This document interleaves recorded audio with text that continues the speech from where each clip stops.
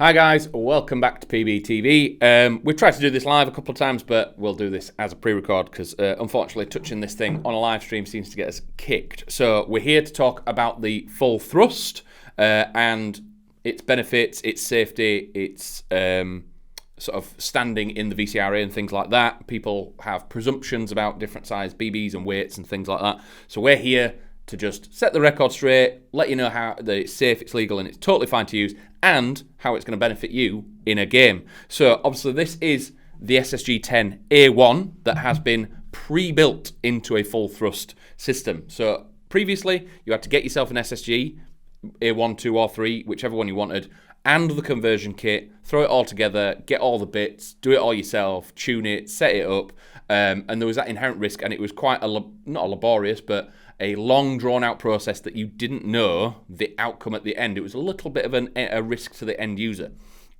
There are massive pros to the full thrust system. The only cons really is you've only got sort of two weights of BB. So you do have 0.62s and 5/8. The main reason behind the thought process of making the full thrust, after speaking to Novritsch a few times, is that after you go over a certain weight of BB, you can't be true BIO.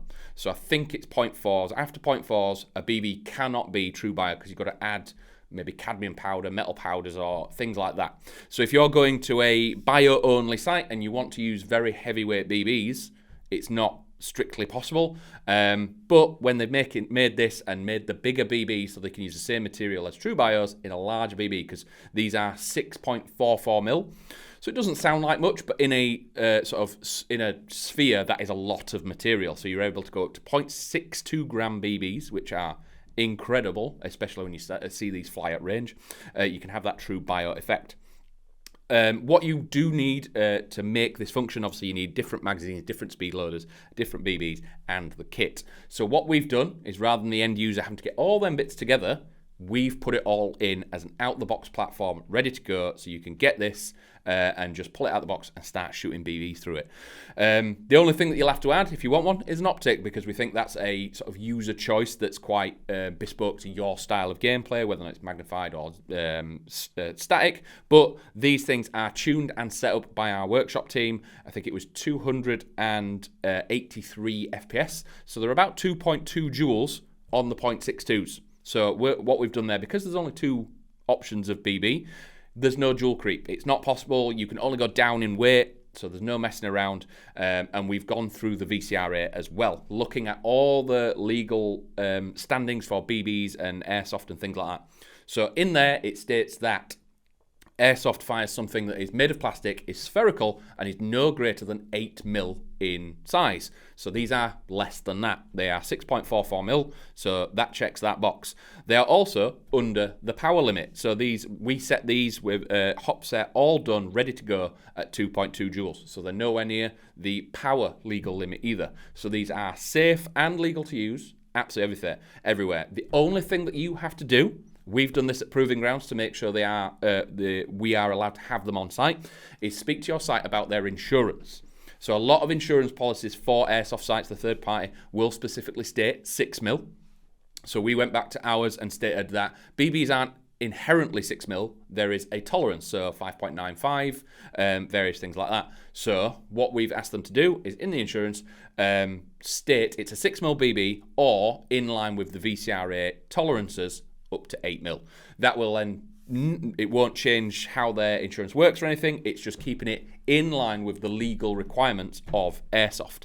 So if you do, or if you are allowed to use these whilst you're at your site, what benefits are they going to have? So one of the sort of 3 or 4 main selling points that Novritsch talks about, one of them is apparently they hurt less.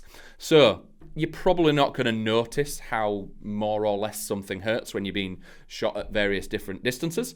But the science behind it is, because it is a bigger BB, you've got a wider surface area hitting the skin, so that energy is projected over a wider surface area, therefore it doesn't sort of go as deep, if that makes sense.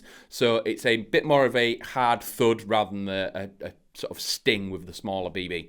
Inherently, it's very similar to like the 6 mil down to a 4.5. If they were firing at the same power, the smaller projectile will hurt more. So that's one thing, is apparently they hurt less. But they do still hit with a thud. They keep their power for a little bit further. They've got a bit more momentum and a bit more sort of punch through. So one of the benefits of this is people in foliage, in cover, in sort of dense bush lines, rather than having to fire a couple of shots and find that little gap that you need to get through the branches or all like this thing is punching through. It's not really affected by, you can see BBs hit spider webs, leaves, grass, anything, and just divert.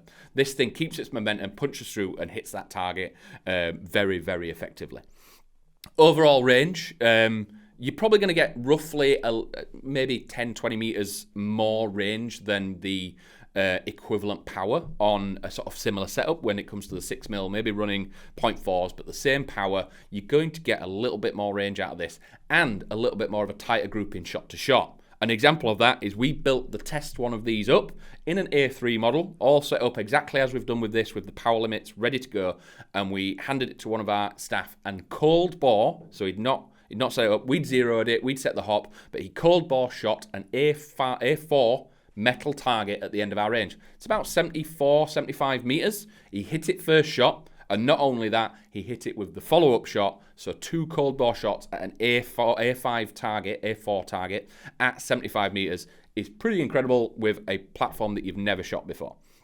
So other things that we've included in this as well is we are going to include a bottle of the 6.2s. So these are, you get 440 BBs in there. It obviously comes with the full thrust magazine, and it comes with the speed loader that you need to load this.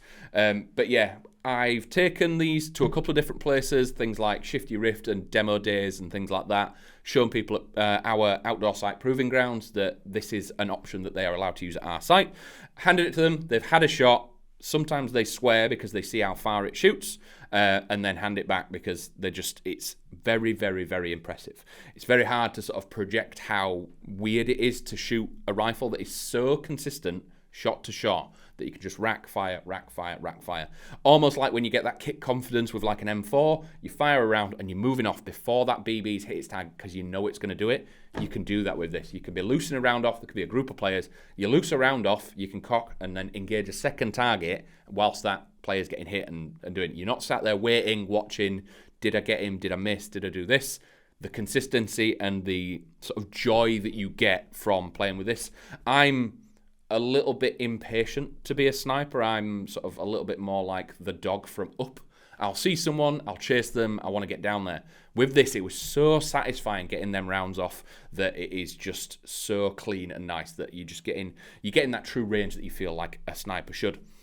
And what we've done is the idea is that you're not having to do it yourself.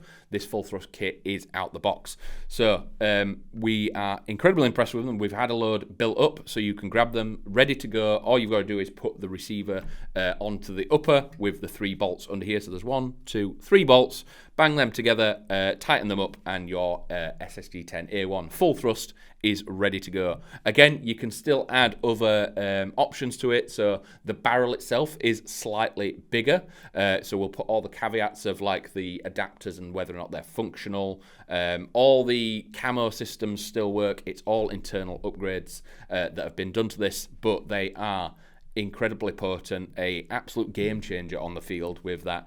They just don't get affected by any wind, atmospheric or out like that. These BBs just fly straight and through all the way to their target.